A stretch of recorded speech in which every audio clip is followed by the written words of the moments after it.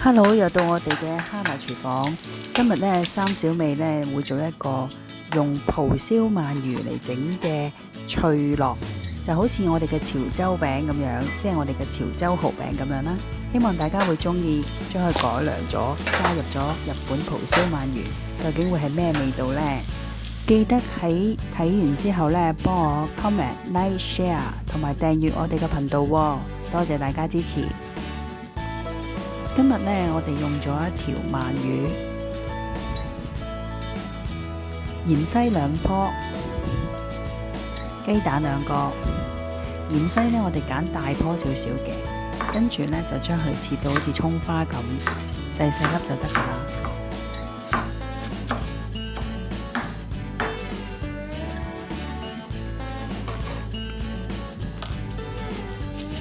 鰻魚呢，我哋將佢剪開佢攞咗出嚟之後呢，將佢均等咁樣切開佢一粒粒，大粒少少就得噶啦。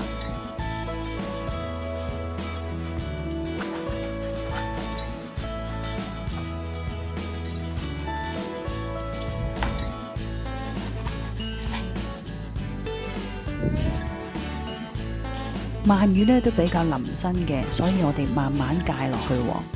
唔好咁大力咁切，如果唔係呢，驚佢會爛。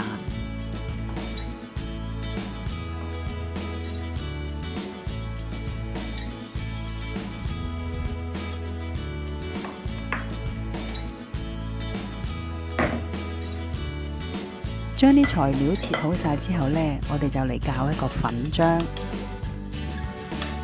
將鷹粟粉同埋地瓜粉溝埋一齊之後呢，我哋就可以慢慢將啲水加入去啦。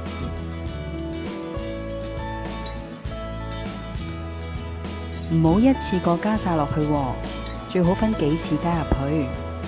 跟住溝勻咗之後，就加啲胡椒粉，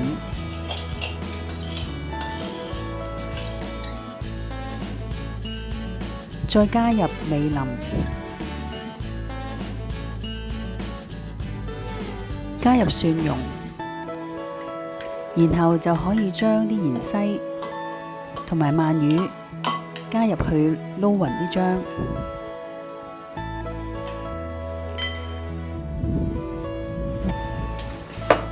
跟住我哋將2隻雞蛋發勻咗佢，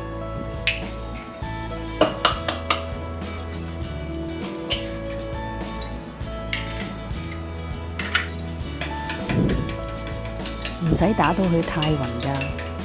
留返有少少白就得噶啦。雞蛋我哋最後加入啲漿入邊，同埋啲材料一齊，再將佢撈勻佢，輕輕將佢攪勻就得噶啦。跟住我哋開一個大火，倒入大約3大匙嘅油。試下啲油溫熱唔熱喎？到啲油溫熱嘅時候呢，我哋就可以倒入啲漿落去煎噶啦。我今次嘅份量呢，可以做2餅嘅，所以你哋可以分開2餅嚟煎。中間呢，我哋揾啲筷子篤下佢，咁呢，等佢易熟啲。到佢煎到咁上下呢，我哋開返一個細火。因為佢都比較容易燶㗎，所以呢唔好一直用大火煎喎。跟住我哋呢煎到2面都金黃色，同埋你會感覺到呢佢2面都開始脆啦。